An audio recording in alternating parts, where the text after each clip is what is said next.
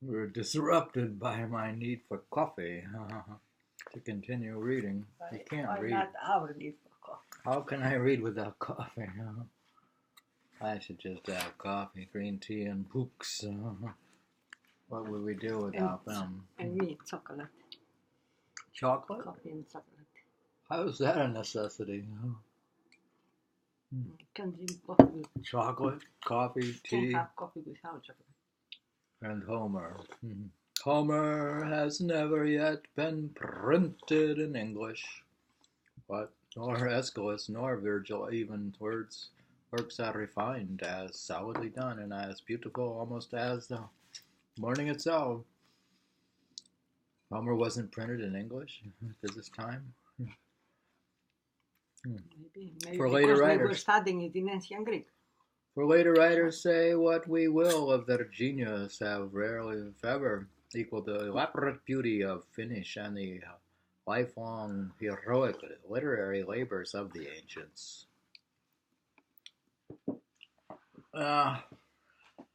From what I read of ancient literature, like when we read Apollonius, they have a totally different way of thinking, basically.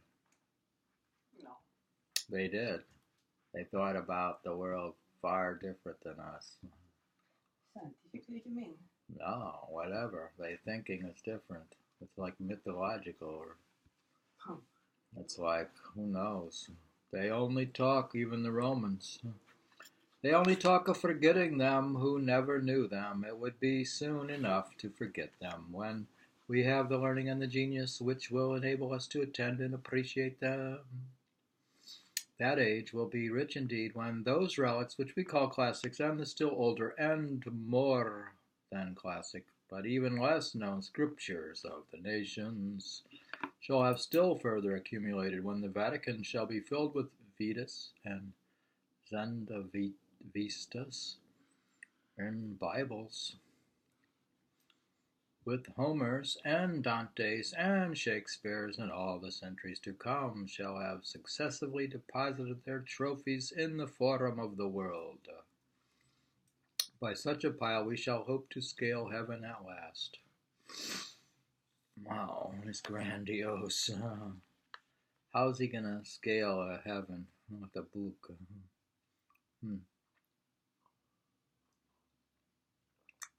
I read recently Dante, the Divine Comedy.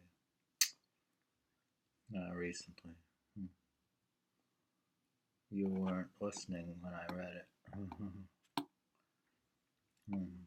The works of the great poets have never yet been read by mankind, for only great poets can read them. Do you have to be great to be reading, Walden? To understand it, you have to be great already. Because if you don't understand it, you're just going to stop reading it. You're not going to have the... Well, you have to be equal to Dante to read the Divine Comedy?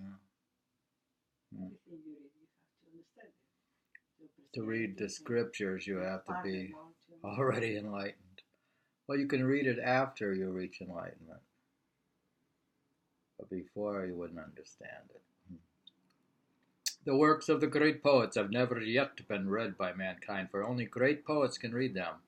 They have only been read as the multitude read the stars, at most astrologically, not astronomically.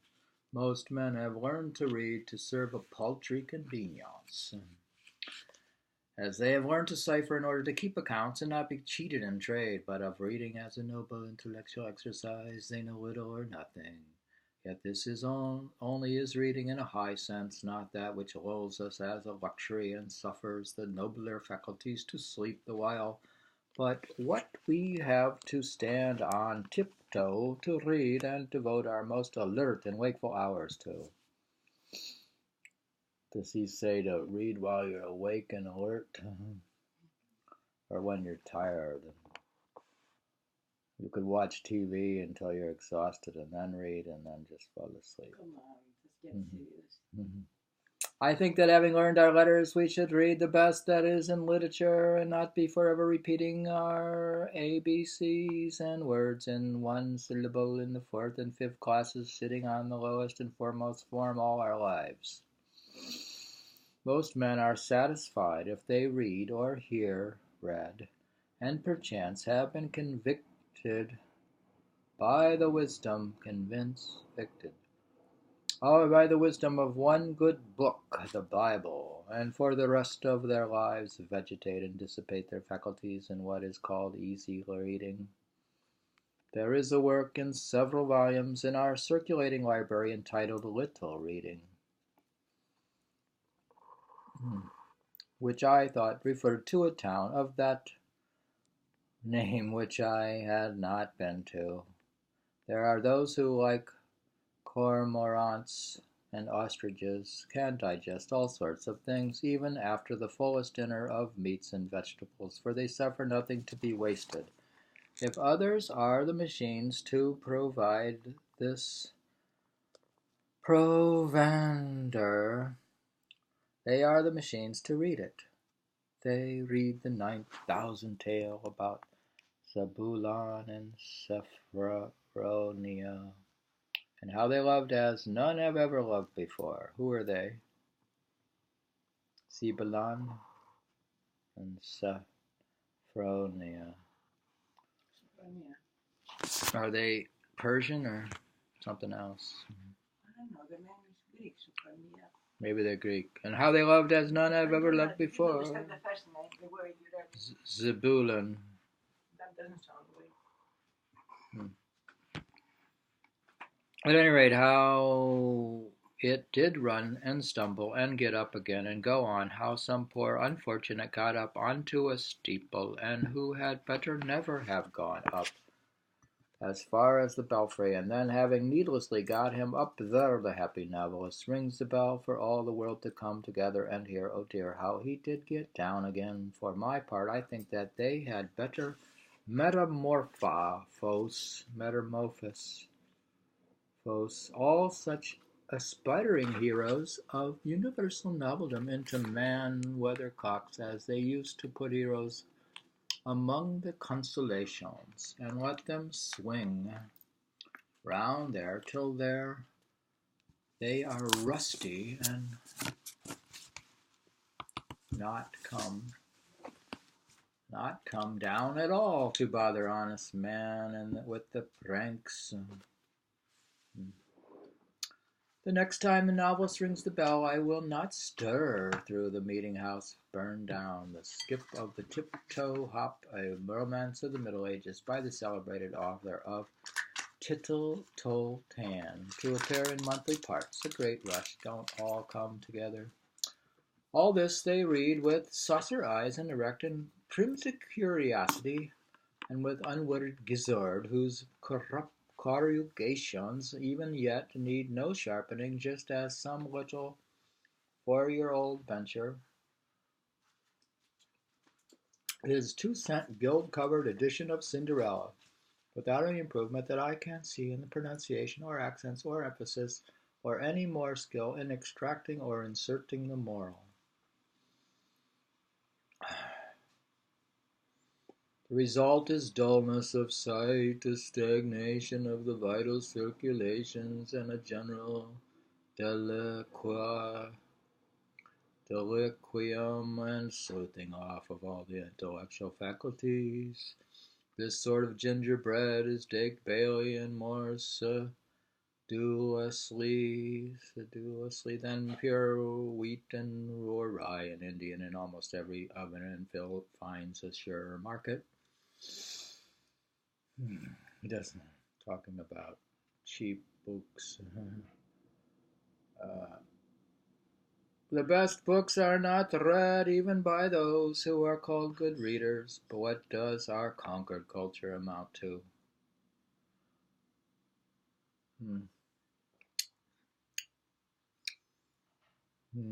What does our concord amount to? This is in this town. This is the top town of literature. It has half Half of all the great American literature came from one town, and that was Concord.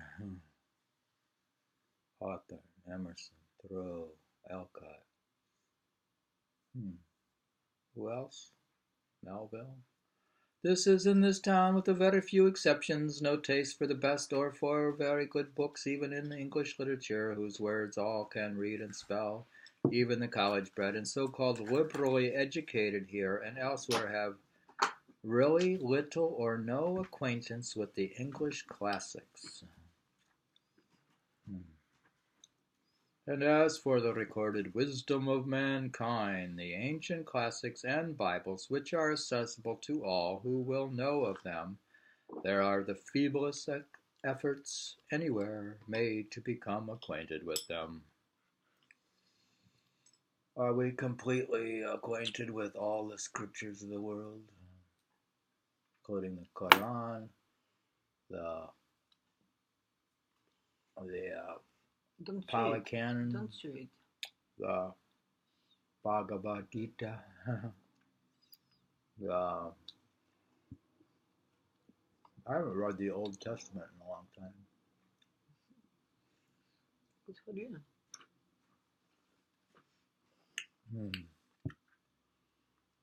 Did we read all the scriptures? I don't know. Some of them. Probably did. I read the entire Guru Granth Sahib and all of Moana Rumi's Masnavi twice. I know a woodchopper of middle age who takes a French paper, not for news, as he says, for he is above that, but to keep himself in practice. Do you have a French newspaper? Do you watch French TV? We should buy one. Do you watch French movies? Sometimes. Have you taught me French? How come my French is pronounced so poorly? It's not my fault. It's not something that you learn so easily. French is hard. Spanish is easier. He being a Canadian by birth, and when I ask him what he considers the best thing he can do in this world, he says, besides this, to keep up and add to his English. This is about as much as the college-bred generally do or aspire to do, and they take an English paper for a purpose. One who has just come from reading perhaps one of the best English books will find how many with whom he can converse about it? Question. Or suppose he comes from reading a Greek or Latin classic in the original. Most students hate Greek and Latin, unfortunately. I had Latin class. I couldn't figure out for the life of me what the purpose was. It depends how you read. I mean, if you read a beautiful ancient text, you take a young kid and tell him to learn Latin, and it's like torture. You don't learn it as a language. We didn't learn it as a language. We studied as literature. So it's very different. Even ancient Greek, we just studied from just as literature. I think you would start right in with the actual literature, with the actual book. So there is something interesting there to discover. With the simultaneous, like, you start with it, with the language, what do they call it? Like two sides of the page. Simultaneous English and the ancient language. So, we read it in Latin, we translated it in Greek. It's a bit much for young kids to learn anyways, whose praises are unfamiliar even to the so-called illiterate.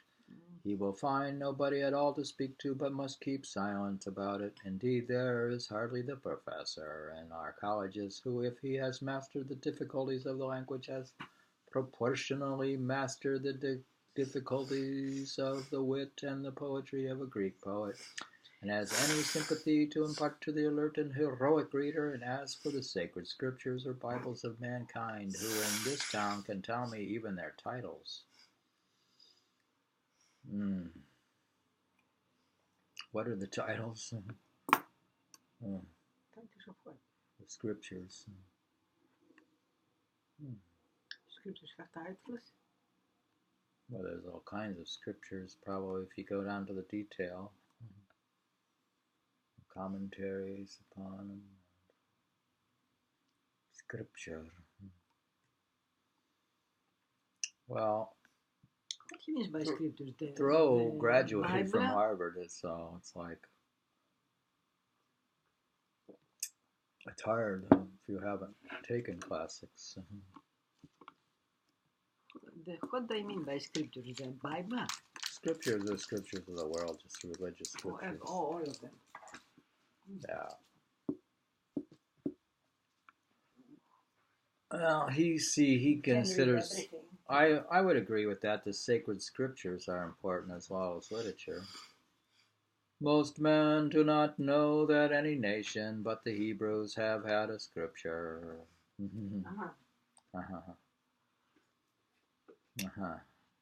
Only Hebrews. In my poetry, I write that the Abrahamic religions have to be collapsed into one. There, if you collapse them, you collapse Christianity, Islam, and Jewish religion, it could be collapsed into just Abrahamism. It's unified. Abrahamism. Any man will go considerably out of his way to pick up a silver dollar, but here are golden words, which the wisest men of antiquity have uttered, and whose worth the wise of every succeeding age have assured us of, and yet we learn to read only as far as easy reading, the primers and class books, and when we leave school, the, quote, little reading and storybooks, which are for boys and beginners, and our reading, our conversation, and thinking are all on a very low level, worthy only of pygmies and mannequins.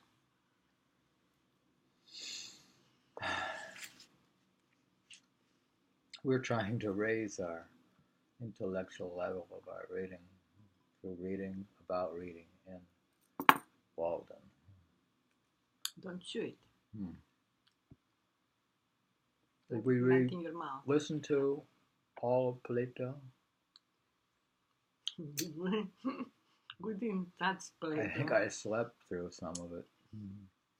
When did you read Plato? My unconscious mind read Plato while I was sleeping.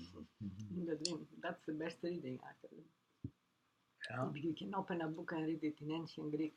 We could listen While to you sleep, the complete works of Plato while we're sleeping.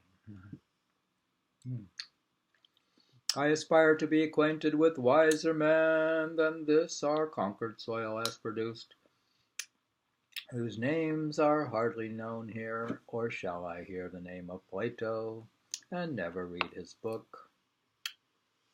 As if Plato were my townsman and I never saw him, my next neighbor, I never heard of him speak or attended to the wisdom of his words. But how actually is it? His dialogues, which contain what was immortal in him, lie on the next shelf, and yet I never read them.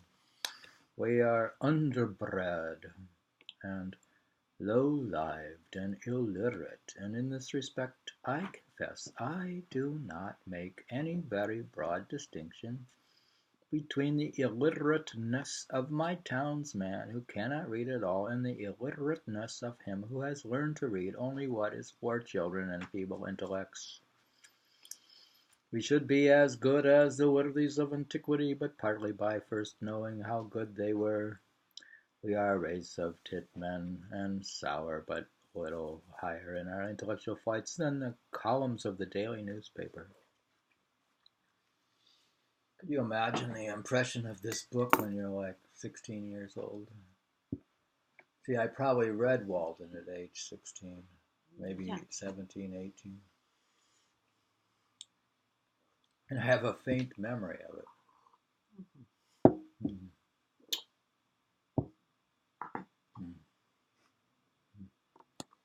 Isn't it a little bit revolutionary?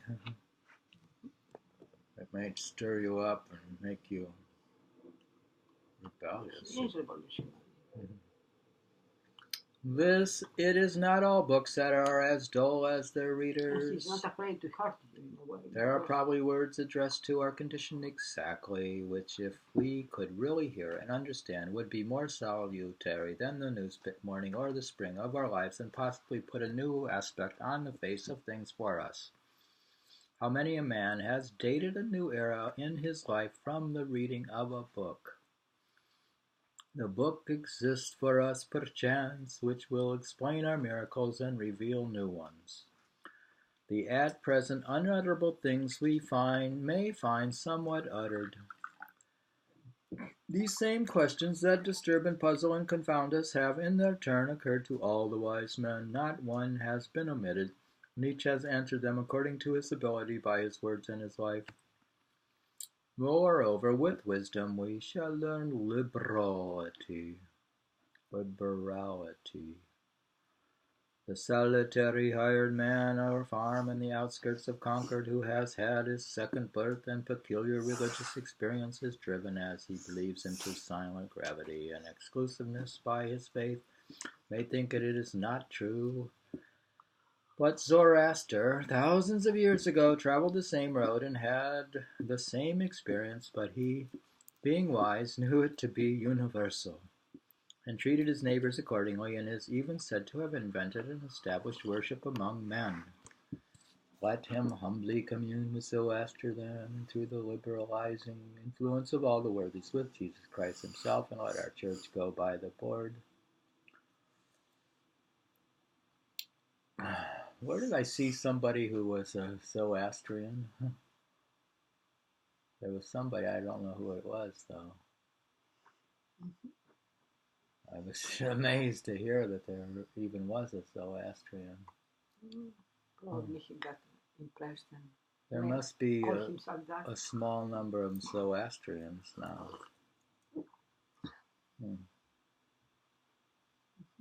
What is Zoroaster? I suppose the pursuit of the truth. We boast that we belong to the 19th century, are making the most rapid strides of any nation, but consider how little this village does for its own culture. There he's complaining of Concord, and it's the foremost literary town in America at the time. Imagine if he was in Ohio. He's in Concord at the capital of intellectualism. The absolute capital of America. Intellectual. Well, Ohio has Cincinnati. He's at the birth of American transcendentalism. I do not wish to flatter my townsmen, nor to be flattered by them, for that will not advance either of us. We need to be provoked, goaded, like oxen as we are, into a trot. He and his brother had a school, taught school. He set up a school, or like a prep school or something. They were teaching Greek and Latin. And what Thoreau is the more thorough, Henry more thoroughly educated than John. Where did the other brother study? The other brother hadn't been to Harvard, but he was more of learned on his own. But Henry was the expert in Greek and Latin. So the brother taught like beginner class, and he taught advanced probably. We have a comparatively decent system of common schools for infants only, but excepting the half-starved lyceum in the winter and latterly the puny beginning of a library suggested by the state. No school for ourselves. They have no school for adults. They don't have adult learning. That's what it is, continuous education. What is our adult learning Even today class? They don't. What's our adult There's learning extremely class? very little today. They have senior classes. Do we have a library? Do we have a YouTube? You can get from elsewhere. We learn from our own YouTube videos, right? By repetition. I listen to the books I read on YouTube. If you study enough, then you find your way. But if you don't, then you need help. The adult learning. Yeah, like today, many schools in poor neighbors where the parents are not educated, they do have classes for the children and for the parents also. You saw the other day in England how the parents were within the same classroom with the children, studying, learning. Yeah, there's ways of probably the biggest thing that'll change in the next few decades will be the process of education. Yeah. Eliminating literacy throughout the world, if it's possible. Come from and name another. Come from and name another. Hello? Hello? It's like a computer. Oh, sorry. We spend more on almost any article of bodily ailment and ailment than on our mental ailment. It is time that we had uncommon schools that we did not leave off our education when we begin to be men and women. Seems you leave off when you just become men and women. When you grow up, you leave off. God, I learned almost everything I know just from Wikipedia. But I take it as true, and I'm naive and believe everything I read. I'm intentionally naive. That way I don't have to struggle. I think you learn differently in a classroom where there are questions and answers and somehow you look further into what behind the words and the meaning of the words. So it's a different experience. I miss that. We're talking about adult education here on YouTube. Maybe we should open a school after all. This is the school. This is it. This is it. We're on the school of learning here. I'm learning through our first book is reading Thoreau. Global school. We've opened a school of adult education. Everyone, not adults, only everyone. You wish children to study important subjects like Thoreau than what they do. It is time that villages were universities and their elder inhabitants, the fellows of universities, we are the elder inhabitants of this fellows' universities with leisure. It's like Thoreau reading. It's like Thoreau talking to the public. We are reading in leisure. Imagine Thoreau talking through the computer to the mass of people about his thoughts. That's what you're doing right now. We're reading our thoughts through. No, you're reading Thoreau's thoughts. We're reading my thoughts. You don't read your thoughts. Don't be so proud of your thoughts. My thoughts. The Thoreau's thoughts. Well, we're studying non-professional behavior in an adult male man who imposes his thoughts upon others through his reading. With leisure, if they did indeed so well off to pursue liberal studies the rest of their lives, shall the world be confined to one Paris or one Oxford forever? Yeah, I like that. Yeah, if we moved to Oxford, we could at least row in the river. And why not Oxford? That would not do much. What are all those old books? Read the ones you have. Cannot students be boarded here and get a liberal education under the skies of Concord? Can we not hire some Abelard to lecture to us? Alas, what was with foddering the cattle and tending the store, we are kept from school too long, and our education is sadly neglected. In this country, the village should in some respects take the place of the noblemen of Europe. It should be the patron of the fine arts. It is rich enough. It wants only the magnanimity and refinement. We can spend money enough on such things as farmers and traders value, but it is thought utopian to propose spending money for things which more intelligent men know to be of far more worth. Would we spend enough on library?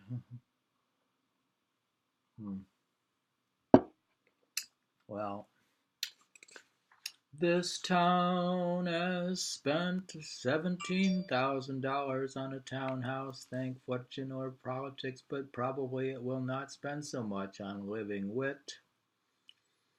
The true meat to put into that shell in 100 years, the $125 annually subscribed for a lyceum in the winter is better spent than any other equal sum raised in the town. You see, in Greek they call them lyceum. Lyceum. Lycia. Yeah, they have a lyceum where like he gives his talks like a TED talk. Thoreau gave TED talks at the lyceum. If we live in the 19th century, why should we not enjoy the advantages which the 19th century offers? Why should our lives be in any respect provincial?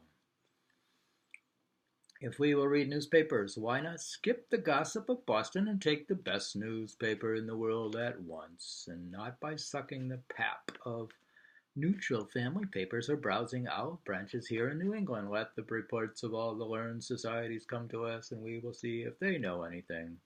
Why should we leave it to Harper and Brothers and Reading and Company to select our reading, as the nobleman of cultivated taste surrounds himself with whatever conduces to his culture, genius, learning, wit, books, paintings, statuary, music, philosophical instruments, and the like? So let the village do, not stop short at the pedagogy, a parson, a sexton, a parish library, and 3 selectmen, because our pilgrim forefathers got through a cold winter once on a bleak rock with these. Seems they got through that cold winter with the help of the Indians or the native peoples. Otherwise, we would all be speaking Sioux Indian.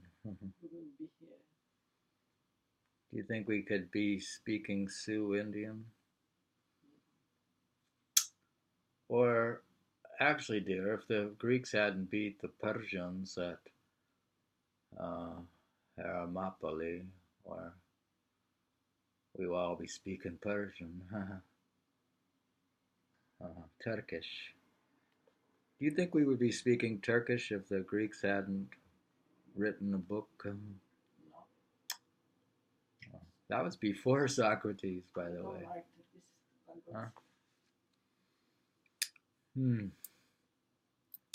To act collectively is according to the spirit of our institutions, and I am confident that as our circumstances are more flourishing, our means are greater than the nobleman's. New England can hire all the wise men in the world to come and teach her, and board them round a while, and not be provincial at all. That is the uncommon school we want. Instead of a nobleman, let us have noble villages of men.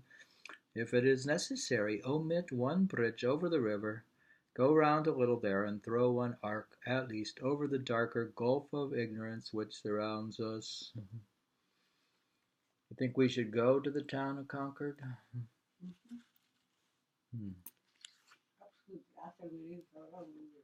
After we read Thoreau.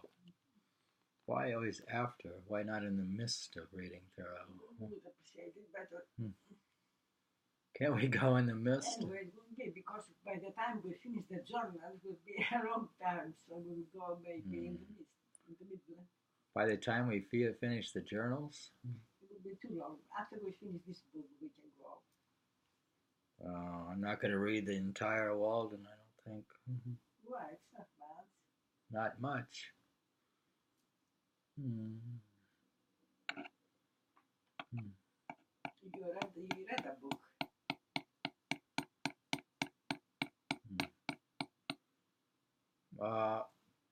So we finished reading that section on reading.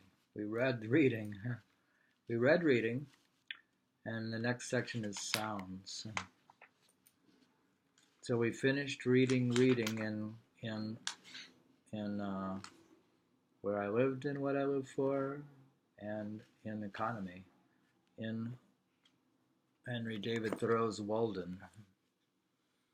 So we're finished reading. We finished reading, basically. Did we not? We finished reading for today. We finished reading today. Did we not? So you don't want to read anymore? I can't read anymore because we finished reading.